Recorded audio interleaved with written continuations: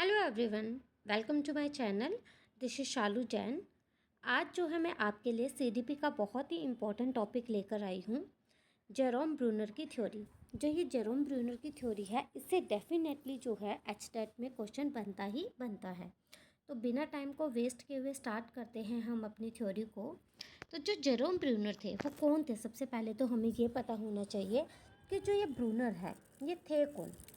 तो जो ये जेरोम ब्रूनर है ये एक प्रसिद्ध अमेरिकी मनोवैज्ञानिक थे, जिन्होंने जो है लर्निंग और एजुकेशन के क्षेत्र में जो है वो बहुत ही महत्वपूर्ण योगदान दिया था। उनका मानना था कि जो सीखना है वो एक सक्रिय प्रक्रिया है। मीन्स कि जो लर्निंग है आप उसको तभी सीख सकते हैं जब आप क्या होंगे, एक्टिव होंगे। जिसमें क्या होता है, व्यक्ति अपने पूर्व ज्ञान के आधार पर नई जानकारी का निर्माण करता है। मीन्स जो जेरोम ब्रूनर है उनका कहना है कि कोई भी जो लर्नर है वो कैसे सीख सकता है, जब वो एक्टिव होगा, है ना। और वह कैसे सीखेगा, वो क्या करेगा, जो उसकी पुरानी नॉलेज है उसके आधार पर वो क्या करेगा, अपनी नई नॉलेज को कंस्ट्रक्ट करेगा।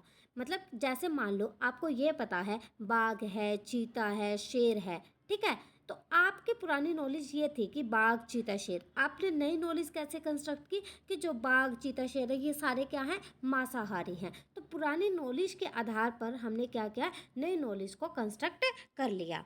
तो जेरोम ब्रूनर जो है यही कहते हैं। उन्होंने जो है वो रचनावादी शिक्षण, मीन्स की जो कंस्ट्रक्टिविस्ट लर्निंग है वो खोजपूर्ण शिक्षण, डिस्कवरी लर्निंग, स्पाइरल करिकुलम और स्काफोल्डिंग जैसी जो है वो अवधारणाएं जो है वो प्रस्तुत की थी, जो आज भी जो है शिक्षा प्रणाली में प्रयोग की जाती हैं। जो जेरोम ब्रूनर की थ्योरी है, अगर हम आज के एजुकेशन की बात करें तो आज की हमारी जो एजुकेशन है, जो हमारी एनईपी वगैरह है, वो क्या कहती हैं, बच्चों से डिस्कवरी लर्निंग कराओ, बच्चों को खुद करके सीखने पे सिखाओ कि बच्चा जो है खुद करके चीज़ों को सीखे। हमारी एनईपी या हम एनसीएफ जब पढ़ते हैं तो उसमें यही सारी चीज़ें कहा जाता है ना कि बच्चों को कैसे सिखाओ, एक्टिव होकर, लर्निंग बाय डूइंग से सिखाओ। तो जेरोम ब्रूनर भी वही कहते हैं कि बच्चों को जो है एक्टिव होकर सिखाना है। टीचर को क्या करना है, बच्चों का एक मार्गदर्शक के रूप में, गाइड के रूप में जो है बच्चों की हेल्प करनी है, उसको उनको एनकरेज करना है। तो कंस्ट्रक्टिविस्ट लर्निंग जो उनका कंसेप्ट था, उसमें वो क्या कहते हैं, ब्रूनर का मानना था कि जो स्टूडेंट है वो सिर्फ जो है शिक्षक से जानकारी प्राप्त नहीं करते, बल्कि अपने अनुभव और पूर्व ज्ञान के आधार पर नई जानकारी को स्वयं बनाते हैं। क्या कहते हैं जेरोम ब्रूनर? ब्रूनर कहते हैं कि जो स्टूडेंट है ना वो सिर्फ और सिर्फ अपने टीचर से ही नॉलेज नहीं लेते, बल्कि वो क्या करते हैं, जो उनके प्रीवियस एक्सपीरियंसेस है, जो उनके पास उनकी प्रीवियस नॉलेज है, उसके बेस पर वो क्या करते हैं, न्यू नॉलेज को कंस्ट्रक्ट करते हैं या न्यू नॉलेज को जो है वो बनाते हैं। उन्होंने जो पारंपरिक रटने की जो प्रक्रिया थी उसकी क्या की थी, आलोचना की थी। जो ब्रूनर थे वो कहते थे कि रोट लर्निंग जो है वो बच्चों, मतलब कि बच्चों को रोट लर्निंग नहीं करनी चाहिए। मीन्स कि रोट लर्निंग को उन्होंने क्या किया था, क्रिटिसाइज किया था। ये क्या था, एक ट्रेडिशनल मेथड था। जब आप पुरानी एजुकेशन देखोगे तो वहाँ पर क्या होता था, बच्चों को रटवाया जाता था चीज़ों को। तो ब्रूनर कहते हैं कि रटवाने से अच्छा है चीज़ों को समझाओ। मीन्स कि बच्चों को खुद कहो कि तुम इस चीज़ को करके देखो। तो इसलिए उन्होंने कहा कि जो सीखना है, जो लर्निंग है, वो तभी प्रभावी होता है जब छात्र क्या करते हैं, नई जानकारी को अपनी पुरानी जानकारी के साथ जोड़ते हैं। मीन्स कि अपनी जो न्यू नॉलेज है उसको अपनी पुरानी नॉलेज के साथ जब वो जोड़ते हैं। तो जो ये कंस्ट्रक्टिविज्म था, इसका जो है हमारे एजुकेशन में क्या महत्वपूर्ण था, तो इससे क्या है, जो शिक्षक है उनको क्या करना चाहिए, शिक्षकों को छात्रों को स्वतंत्र रूप से सोचने और सीखने के जो है वो अवसर देने चाहिए। और जो ये एजुकेशन जो ब्रूनर जो है जो एजुकेशन देना चाहते हैं, वो कहते हैं कि ये समस्या आधारित शिक्षण, मीन्स कि प्रॉब्लम बेस्ड लर्निंग और डिस्कवरी लर्निंग को जो है वो अपनाना चाहिए। और वो क्या कहते हैं, छात्रों को उनका ज्ञान स्वयं विकसित करने के लिए प्रेरित करना चाहिए। तो क्या देखा आपने कि ब्रूनर ने जो है वो कैसी बात की है, ब्रूनर एक तरीके से जो प्रोग्रेसिव एजुकेशन है, मीन्स कि जो आजकल की जो एजुकेशन है उसके बाद जो है ब्रूनर ने की थी कि जो स्टूडेंट है उनको क्या करना चाहिए, इंडिपेंडेंटली सोचने देना चाहिए, खुद से सीखने के अवसर उनको देना चाहिए। बच्चों को जो है प्रॉब्लम बेस्ड लर्निंग बच्चों से करवानी चाहिए, बच्चों को डिस्कवरी लर्निंग करानी चाहिए, और बच्चे जो है अपनी नॉलेज को खुद कंस्ट्रक्ट करें। बच्चों को जो है एनकरेज करो ताकि वो अपनी नॉलेज को क्या कर सके, खुद से विकसित कर सके। अब उन्होंने जो है 3 मोड्स बताए थे। अब वो कौन कौन से मोड थे वो देख लेते हैं। ब्रूनर के अकॉर्डिंग जो है मनुष्य जो है वो 3 तरीकों से है वो ज्ञान प्राप्त करता है। तो वो कौन कौन से मोड थे? सबसे पहला जो स्टेज उन्होंने, आप इसको स्टेज भी कह सकते हैं, जो सबसे पहली स्टेज दी थी वो कौन सी थी? Inactive stage. इसमें इसका जो टाइम पीरियड होता है वो होता है 0 से 1 साल का। ठीक है। इसमें इसमें बच्चा कैसे सीखता है?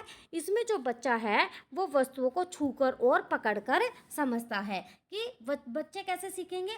चीज़ों को छुएंगे और चीज़ों को क्या करेंगे, उस तरीके से उसको समझे, मतलब कि एक तरीके से सेंसिस से समझेंगे। कहने का मतलब ये है कि इस स्टेज में बच्चा क्या करेगा, अपने एक्शंस के थ्रू जो है वो चीज़ों को सीखेगा। जैसे बेबी क्या करेगा, छोटे बच्चे होते हैं, 1 साल का बच्चा होता है, वो क्या करता है कि आप baby shaking a rattle to understand sound. वो क्या करता है, जो रैटल की जो साउंड है उसको कैसे समझता है, उसको शेक करके, उसको हिला करके जो है उसकी साउंड को क्या करता है, वो समझता है ना।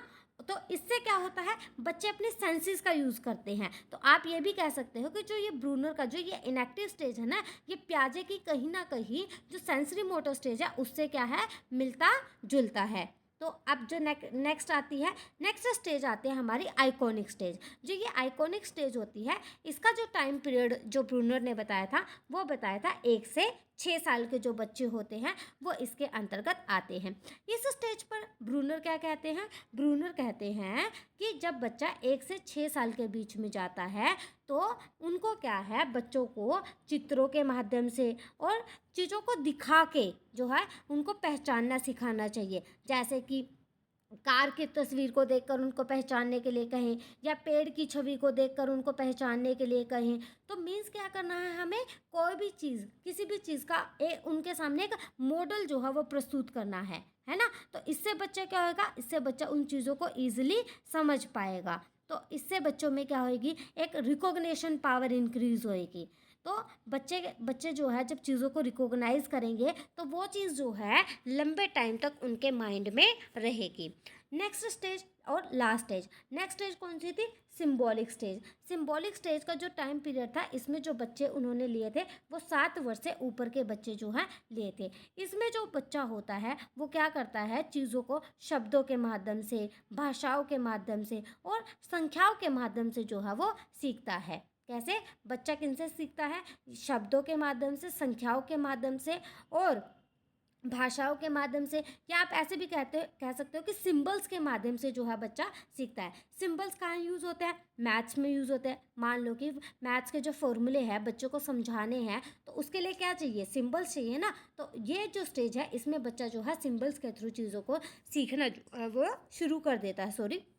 बच्चा जो है सिंबल्स के माध्यम से जो है वो सीखना शुरू कर देता है। अब इसका एजुकेशन में कैसे यूज़ होगा? तो एजुकेशन में जो है वो कैसे यूज़ करेंगे? जेरोम ब्रूनर कहते हैं कि जो छोटे बच्चे हैं उनके लिए व्यवहारिक गतिविधियों का उपयोग करें। मीन्स कि हैंड ऑन एक्टिविटीज़ का जो है वो यूज़ करना चाहिए। चित्र और दृश्य के माध्यम से जो है पढ़ाई को इंटरेस्टिंग जो है वो बनाना चाहिए। अब मान लो टीचर जो है टीचिंग जो एड्स है, जो टीचिंग एड्स है, विजुअल एड्स है, उनके माध्यम से अगर बच्चे को सिखाएंगे तो क्या होगी, हमारी जो लर्निंग है वो स्ट्रॉन्ग होएगी ना। आजकल जो लर्निंग चल रहा है वो यही तो कहते हैं कि टीचिंग एड्स का ज़्यादा से ज़्यादा यूज़ करो, है ना। विजुअलाइज करके बच्चों को सिखाओ, ठीक है, उनको प्रोजेक्टिव मेथड से सिखाओ, उनको स्मार्ट बोर्ड से सिखाओ, है ना। यही तो चीज़ इसमें कह रहे हैं ब्रूनर, यही तो चीज़ कह रहा है कि टीचिंग एड्स का यूज़ करो। चित्र दिखाओ बच्चों को, दृश्य सामग्री बच्चों को दिखाओ, विजुअल एड्स उनके सामने लेकर आओ, है ना, दृश्य सर्वे सामग्री उनके सामने लेकर आओ। तो उसके माध्यम से जो है बच्चा ईजिली चीज़ों को समझेगा।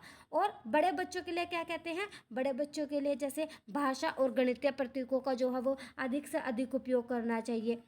तो इससे बच्चा जो है जल्दी सीखेगा। अब आता है उनका स्पाइरल करिकुलम। ठीक है। अब जेरोम ब्रूनर ने स्पाइरल करिकुलम की बात की थी। स्पाइरल करिकुलम में वो क्या कहते हैं कि जो ब्रूनर थे उनका मानना था कि कोई भी विषय जो है किसी भी उम्र के छात्र को सिखाया जा सकता है। मीन्स कि कोई भी सब्जेक्ट वो किसी भी एज ग्रुप को जो है, किसी भी एज ग्रुप के स्टूडेंट को जो है वो सिखा सकते हैं। ये किसका मानना था? ब्रूनर का मानना था। और ये डिट्टो मतलब वर्डिंग जो है एब्स्ट्रैक्ट के पेपर में यूं की यूं ये छपी आई थी।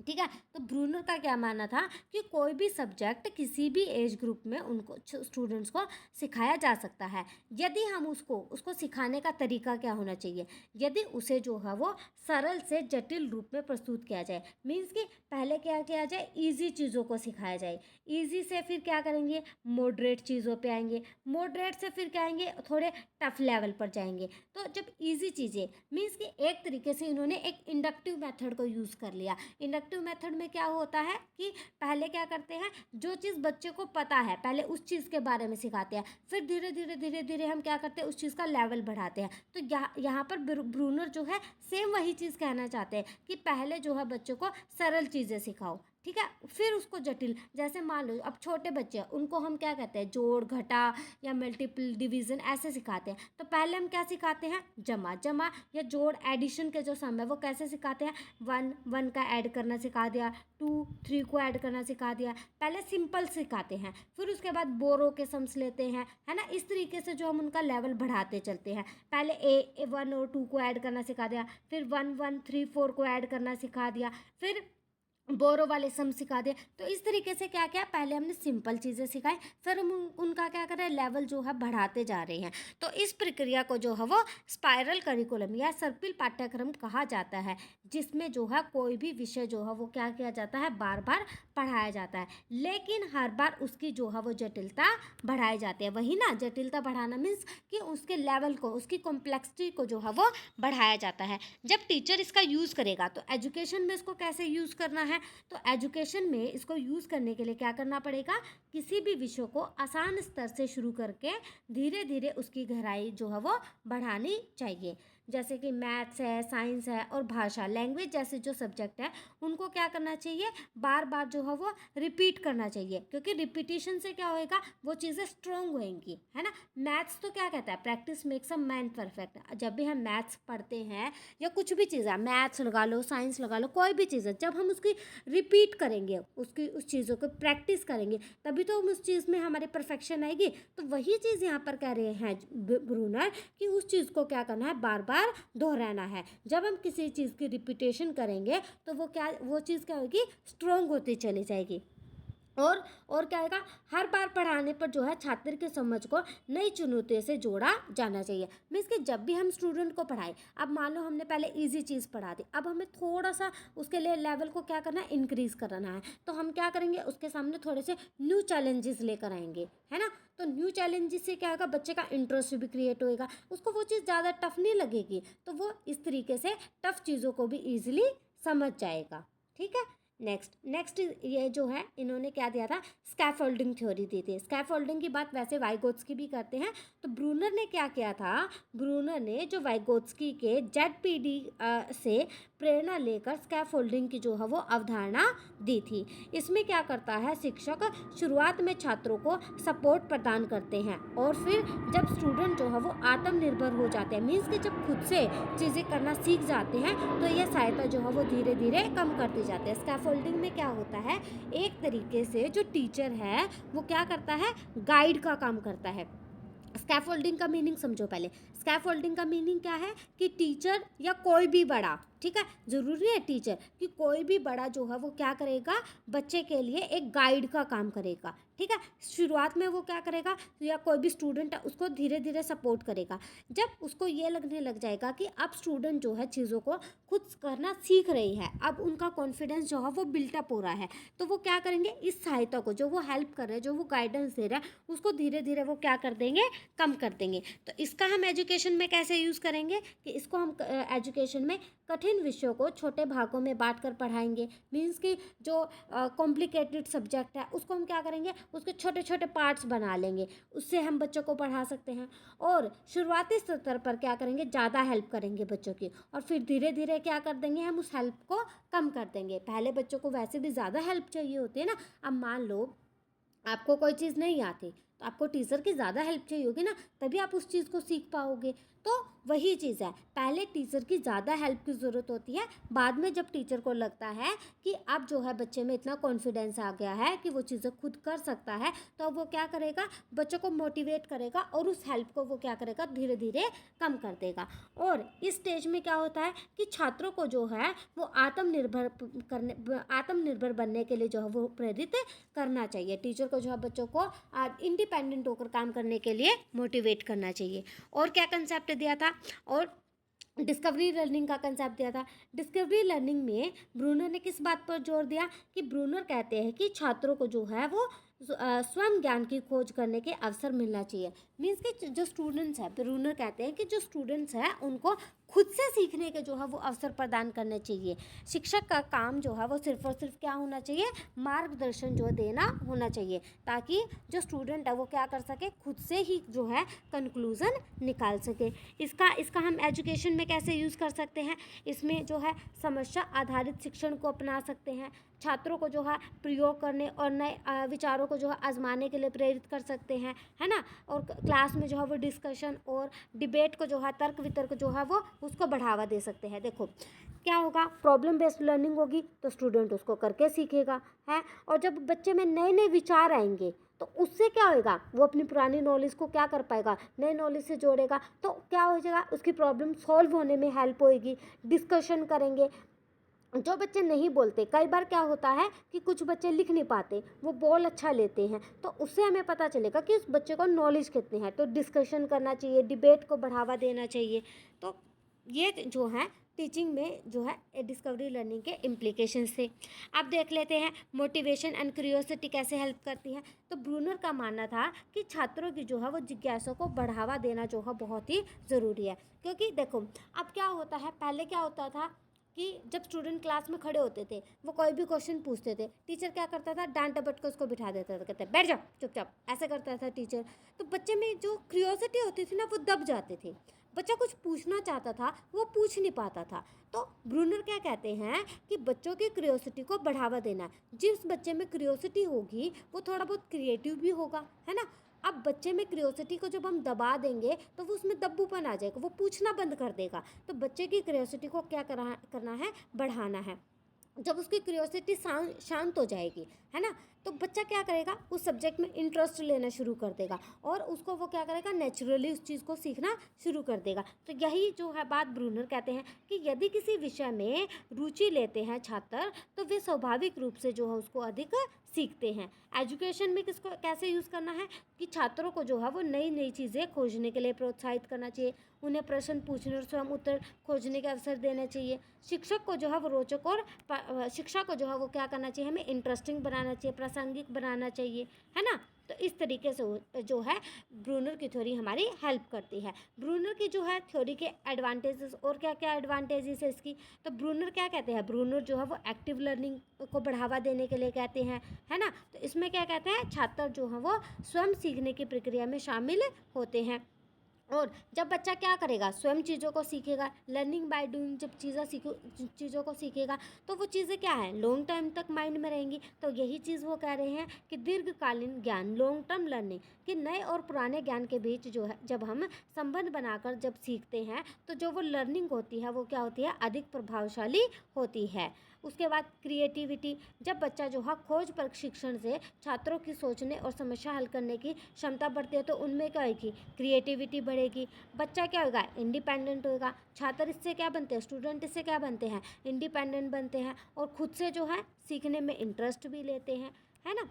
तो हम क्या कह सकते हैं, क्या कंक्लूजन निकाल सकते हैं कि जो ब्रूनर है उनका शिक्षण सिद्धांत शिक्षा प्रणाली में बहुत ही महत्वपूर्ण भूमिका है, क्योंकि सीखना जो है वो एक एक्टिव प्रोसेस है और ज्ञान को छोटे छोटे चरणों में सिखाया जाना चाहिए। शिक्षक को जो है फैसिलिटेटर की भूमिका निभानी चाहिए, गाइड की भूमिका निभानी चाहिए और स्टूडेंट्स को जो है वो स्वतंत्र रूप से सीखने के लिए प्रेरित करना चाहिए। और ब्रूनर का जो सिद्धांत है वो आधुनिक शिक्षण तकनीकों जैसे कि active learning, discovery learning, problem based learning में उपयोग किए जाते हैं और इन सिद्धांतों को अपनाकर जो है शिक्षा को अधिक प्रभावी और रोचक जो है वो बनाया जा सकता है। तो हमने क्या देखा कि जो ब्रूनर की जो लर्निंग है, देखो नाम से ही पता चल रहा है, ब्रूनर की जो लर्निंग थ्योरी है नाम से ही पता चल रहा है कि discovery learning, constructivist learning, spiral curriculum, सारी चीज़ें नाम से ही पता चल रही है कि खोज करके बच्चों को सिखाना है। जब हम खोज करके बच्चों को सिखाएंगे तो बच्चों का इंटरेस्ट अपने आप बढ़ेगा, है ना। तो आई होप आपको ये वीडियो अच्छी लगी होगी।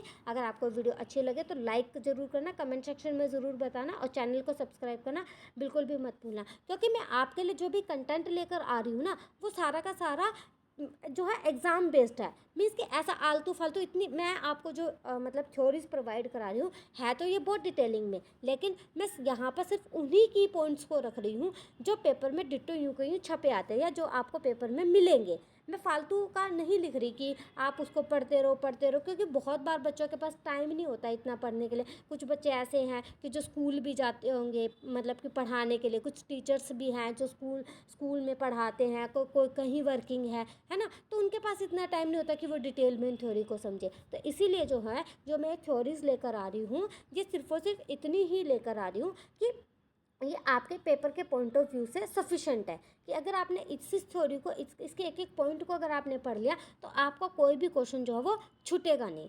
ठीक है, तो चलो मिलते हैं नेक्स्ट वीडियो में, तब तक के लिए थैंक यू सो मच। और एक और चीज़ जाने से पहले एक और चीज़ बोलना चाहूँगी कि आप मेरे जो है शॉर्ट सेक्शन को विज़िट कर सकते हैं। वहाँ पर जो है जीके की मैंने वीडियोस बना रखी हैं। ठीक है, छोटी छोटी वीडियोस बना रखी हैं। ऐसे ही मैं सीडीपी की जो है वहाँ पर छोटी छोटी वीडियोस जो है वो डालती रहती हूँ, जिससे क्या है आप वहाँ पर पढ़ भी सकते हैं। चलो ठीक है, मिलते हैं नेक्स्ट वीडियो में, तब तक के लिए बाय बाय।